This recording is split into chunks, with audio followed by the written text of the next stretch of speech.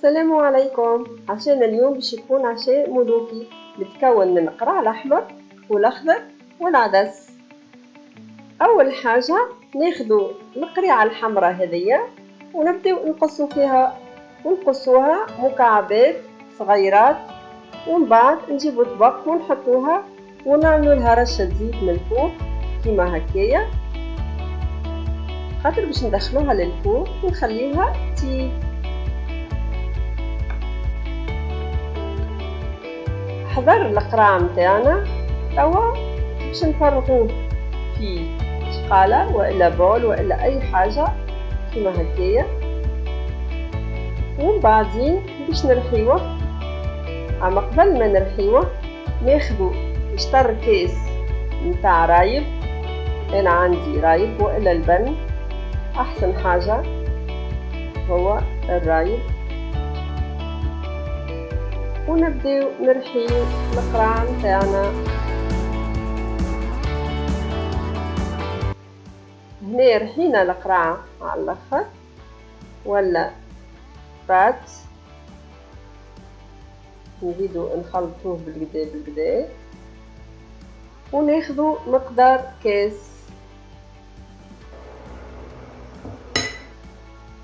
هذاك اللي بقى نخليوه من بعد باش نستعملوه لحاجة أخرى. توا كاس القرع ومع كاس رايب ومع 2 كيسان فرينة كاملة وشوية زيت بالطبيعة ورشة ملح. هذوما باش نكونوا بيهم البات نتاعنا. نصبوا أول حاجة الفرينة وبعد ناخدو كاس القرع ونصبوه كل، ونزيدو مبدئيا اشطر الكاس الرايب، ومن بعد كان استحقينا نكملو نصبو، ونزيدو حسب التقريب 4 مغارف زيت زيتونة ونعجنو حتى تتلم معانا العجينة وتكون طرية وملمسها ناعم. هنا انا ما حطيتش الكاس نتاع الرايب الكل، حطيت كان شاطرو اكهو وهذاك اللي حطيته للعجينة. توا ناخدو صحفة والا اي حاجة باش نحطو فيها العجينة متاعنا. قبل ما نحطوها ندهنوها شوية زيت وناخدو العجينة ونحطوها في الصحفة ونغطيوها ونخليوها ترتاح، نخليوها ترتاح حكاية سويعة. العجينة متاعنا هنا ارتاحت، وباش نبداو نشكلوها ونخدمو بها.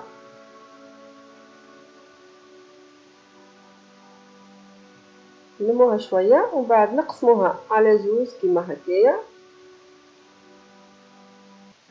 وناخدو شوية فرينة بالطبيعة، نفس الفرينة هي بيدها الفرينة الكاملة، ونحطو عجينتنا ونحلوها بالقلقال.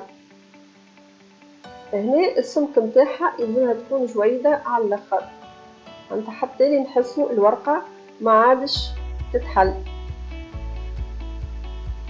ناخدو اي قالب اللي نحبو عليه اللي اي شكل باش نشكلوه. انا خديت هذوما اللي طارت، هذوما هما اللي باش نعمل بيهم توا مبدئيا العجينة. نشكل هكايا ونقص، يلزم الدورة تكون اكبر شوية من دورة الفورمة اللي حطيناها.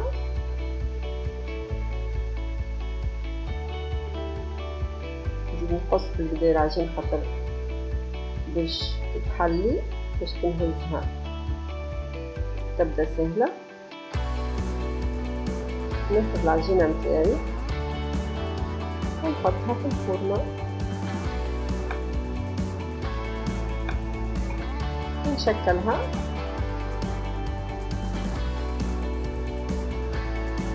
هكايا بالقدا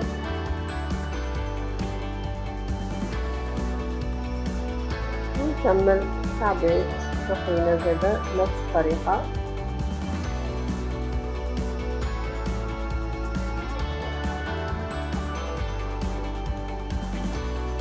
نخلي هذوكم. توا ناخذ العجينه الاخرى ونحلها زاده كيما حليت الشطر الاخر نفس الطريقه. نحلها بالكدا بالكدا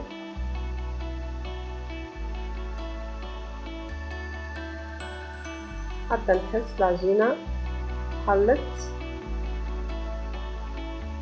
وما عادش تمشي معايا بالكل، لازم تكون معناتها رهيبه على الاخر. انا هنا حضرت جبن ابيض سائل ومعه شويه جبن مفوح بالثوم، وزيد حطيت عليه انا شويه زيت شويه فلفل اكحل، هما اللي باش نمسح بيهم البات من معناتها اول حاجه حتى نغطي البات الكل هكايا. ومن بعد القرعه الخضراء هذيك برشتها من غير ما طيبتها ونبدا نوزعها على حاشيه العجينه من جهتين حتى نكملها. ومن بعد ناخذ شويه جبن اي جبن تختاروه نحطو زاده هكاكا، وناخذ من بعدين العجينه الاطراف نتاع العجينه هذيك ونغطي بها الحشو حتى اللي يتغطى بالكدا من الجهتين هكاكا، ونجيب من الفوق نسكرها العجينه من غادي هكاكا بالطريقه ديكا، نزيد نحط عليها شويه جبن الابيض هكاكا.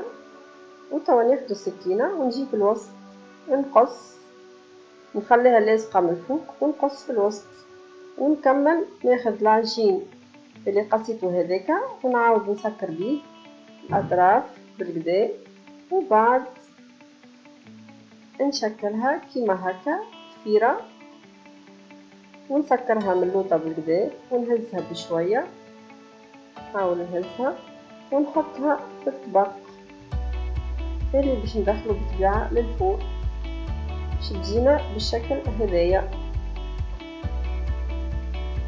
توا ناخذ ديك الكعبات الباركيت والجبن اللي مازالي ونوزعو حتى نكملو الكل هكايا.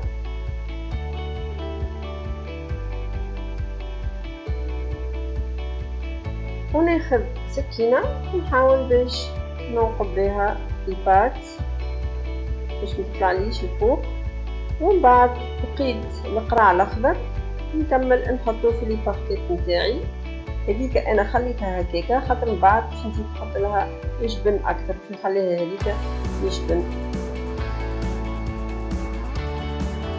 بالطريقه هذيا. الجبن مانيش باش نحطو توا، نحطو من بعد ما يطيبو باش هكاكا يقعد لي معناتها يقعد معناتها بنين ويقعد لي كيما انا نحبو. توا ندخلو قبل هذاك ساعه ناخدو سكينه وننقبو الباك نتاعنا بالطريقه هذه. اخر حاجه نحطو طبقنا في الكوشه 30 دقيقه على 200 درجه. ومادام هما حضروا ناخدو طنجرتنا نحطوها فوق الغاز وناخدو العدس هذاك اللي نطبخناه قبل ب 24 ساعه بالطبيعه ونحطوه الكل في الطنجره ونصبو الماء شويه باش اللي بقى في الصحبه داك الكل يهبط بطريقه كيف. ونكونوا حضرنا بصله صغيره مش مشكله كيفاش نقصوها خاطر احنا من بعد باش نحيوها الكل، وشويه عروش نتاع كلافس حطيت كان ساقين خاطر انا بعد باش نزيدهم العروش الخضر نايين مش طايبين، ومغرفه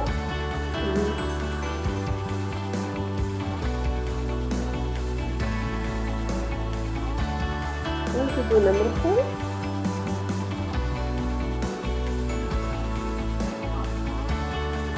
ونشوفو طنجرتنا كيفاش هاكا باش نغطيوها ونخليوها تطيب براحتها.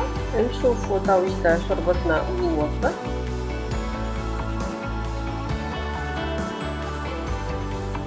العدس صعب البداية زادا هاكا باش نرحيوها، اما قبل ما نرحيوها يلزمنا نفوحوها. شوفوها كيفاش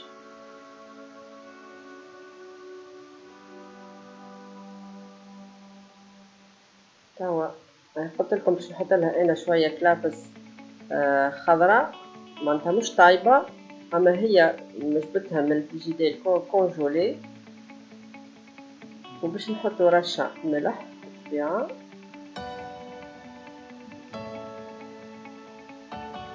وشويه كركم. تفاحات الكل يعني باش نحطها بعد ما طيبتها، وشويه فلفل اكحل، شويه تابل،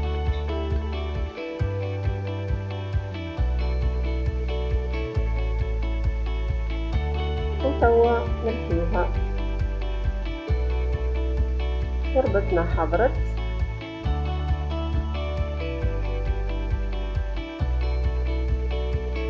نبقى كان باش نحطوها في الصحافي ونزينوها. توا ما مازلنا كان حويجة لحلوة. انا قلت لكم اللون اللي هو عشان اليوم مميز وملوكي. توا باش نحضروا مع بعضنا الكوكي. اي نعم، الكوكي بالقرع. نمشي ونشوفوا مع بعضنا المكونات كيفاش باش نعملوه. الكوكي عندنا كاس تاع القرع ومع زوز كيسان فرينة كاملة، نصف كاس سكر نباتي والمحبذ تكون بيو،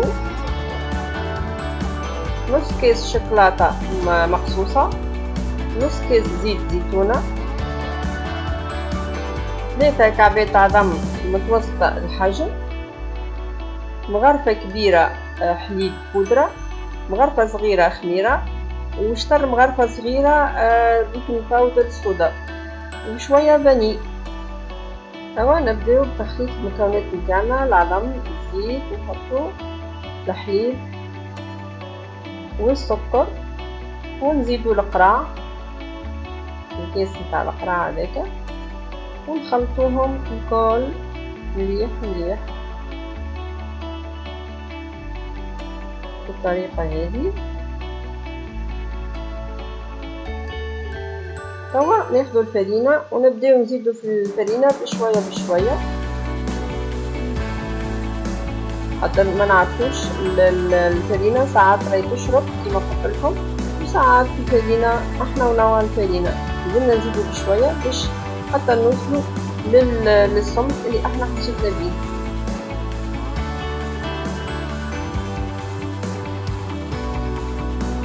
هنا باش نكمل الفرينة الكل، نزيد نحطها فرينة.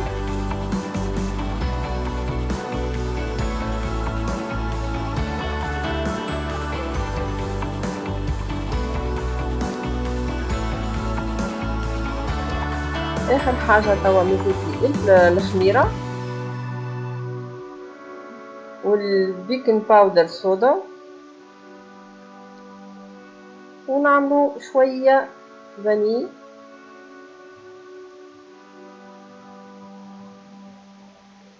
ونخلطو. توا ما بقى كان باش نزيدو الشوكولاتة نتاعنا ونخلطوها الكل مع بعضها. توا ناخدو الطبق نتاعنا ونحطو عليه ورق الطبخ ونشكلو الكعبات بالطريقة اللي نحبوها.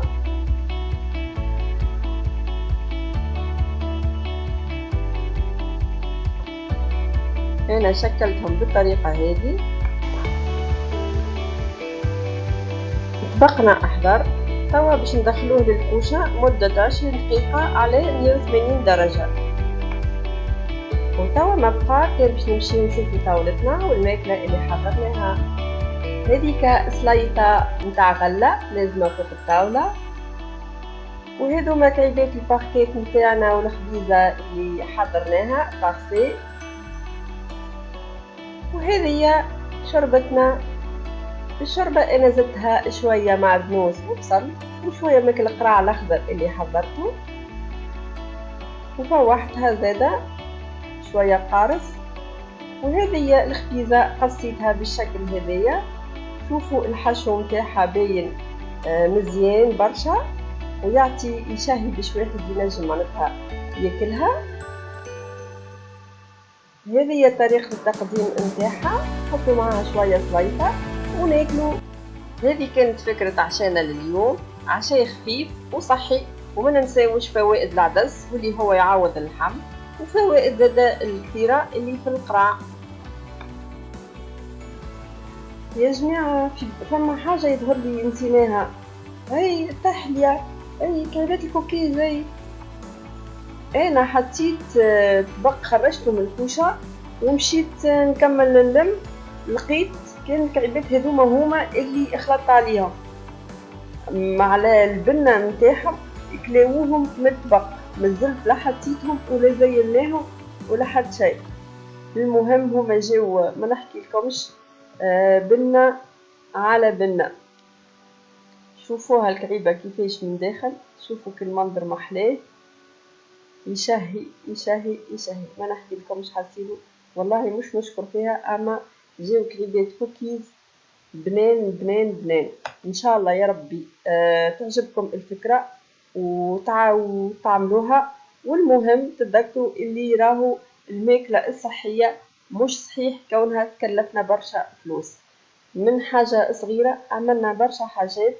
وإن شاء الله يا ربي دمتم بصحة وعافية، وإلى اللقاء.